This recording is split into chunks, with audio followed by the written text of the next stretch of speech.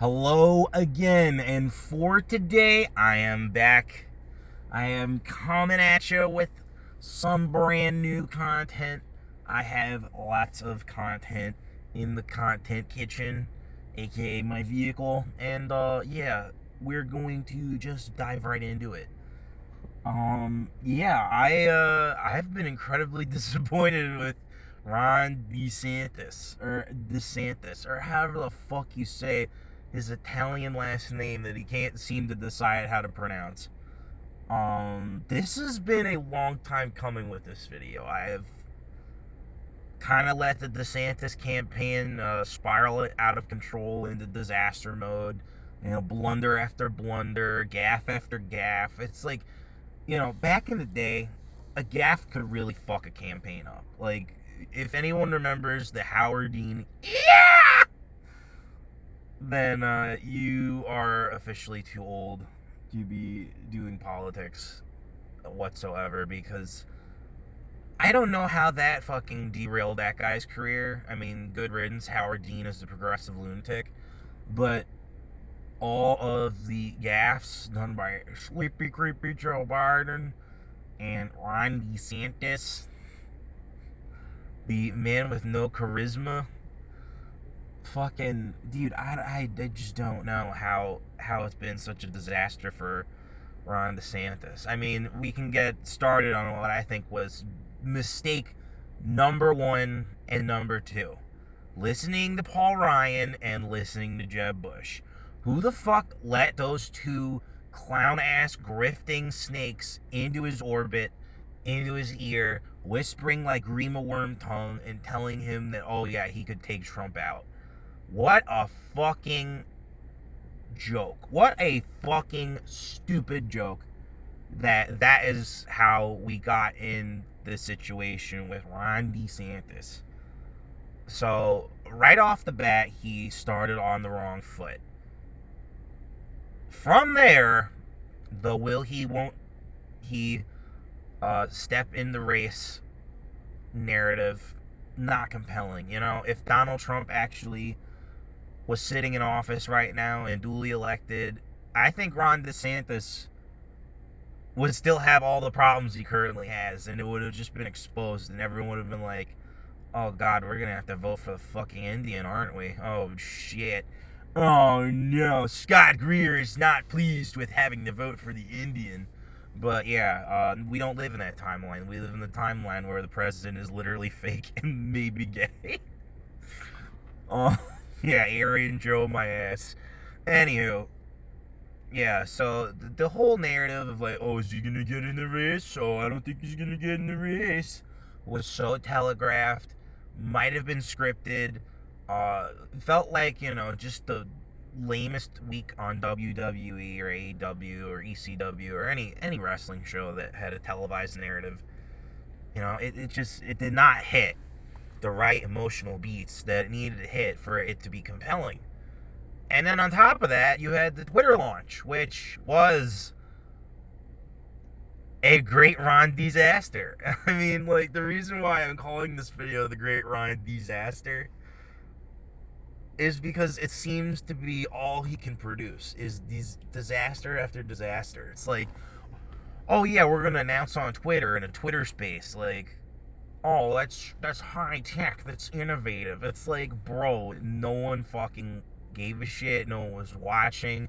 The stream went down for like half an hour, so like, people, like, when they came back on, he had already said he was running, and it was like, wait, we didn't even hear that part. What the hell happened, Elon? So yeah, just the worst launch disaster you could possibly have for a brand new campaign. But the money didn't stop fucking up there. Oh my god. When the campaign expenses got exposed, and they were, paying all these influencers, doing all these dinners, doing all these like meet and greets, doing all this like, fucking gay old party GOP bullshit. They should have packed up right then.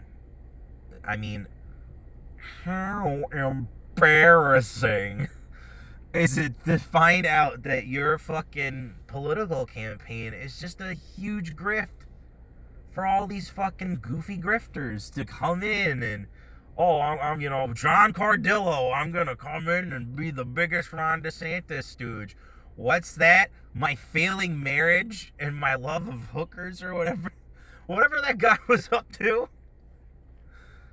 has been totally exposed, and I am, not a good conservative man, but I threw my name and my support behind Ron DeSantis. I mean, talk about a Ron disaster. I mean, and yeah, there's that one lady who was well connected in Florida, and then she did the come to a Ron DeSantis event where she exposed how much money was there and who the ops were and all the shit with the ops, and I was just like, yo, bro, like it's fucking over. So yeah, as a result of blowing money out their fucking cockholes, the management got reshuffled more than once. I'm pretty sure it's on its third run of management. Which, to be fair, there were people coming in and out of the Trump campaign in 2016 for sure. But those were key players who were needed at key times. When Lewandowski left and Steve Bannon came in, it's like Lewandowski had served his role, and now it's time for Steve Bannon to come in. I don't want to make a big Trump prediction right now because I think that kind of crap would be more relevant next year, but I do think a lot of those early Trump backers are going into the administration, and they all probably know it. I have to go sit or suffer through some current war room war room scamdemic in order to figure out if this is what's coming, because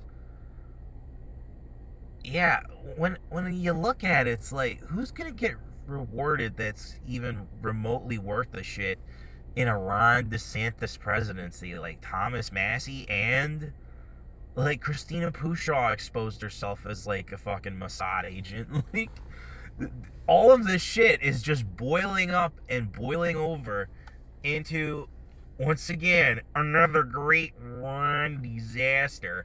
And now that we actually have debates on stage for the also-rans, it's like, dude, he has no charisma.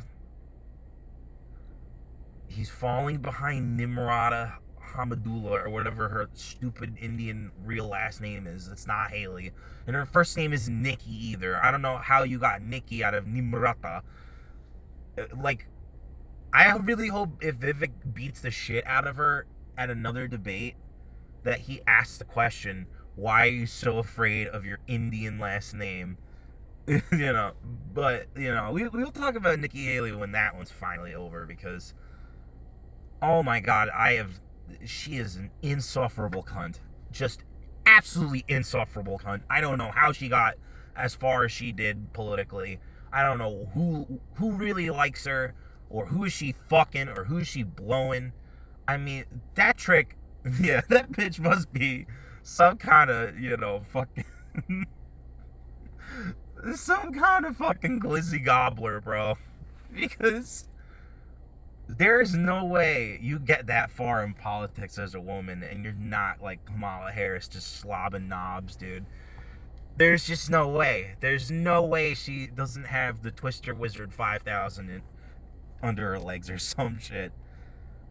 But yeah, we got the bad allies, no charisma, and I will fight for you. And then the most awkward smile ever recorded on videotape of all time. Like, oh, dude, can we talk about his heels? Everyone wants to talk about Nikki Haley's heels. What about Ron DeSantis' fucking cowboy boots, bro? Who thought that was a good fucking idea? A, you don't live in Texas, so there's no reason for you to pretend to be the Florida cowboy, something that never existed. B, it's so fucking obvious he's wearing lifts in his shoes. It's like, this is like comically easy to avoid blunders, dude.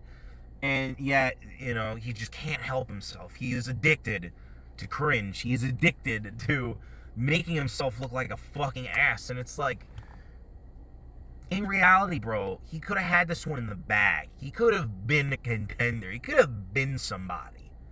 I remember thinking that, yeah, Ron DeSantis, did a lot for Florida during COVID. And then when I lived in Florida, I was like, man, the water is terrible statewide.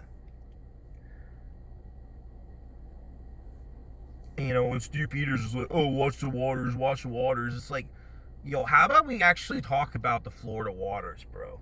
How about we talk about what's coming into our country through the currents and how awful our infrastructure of pipes is?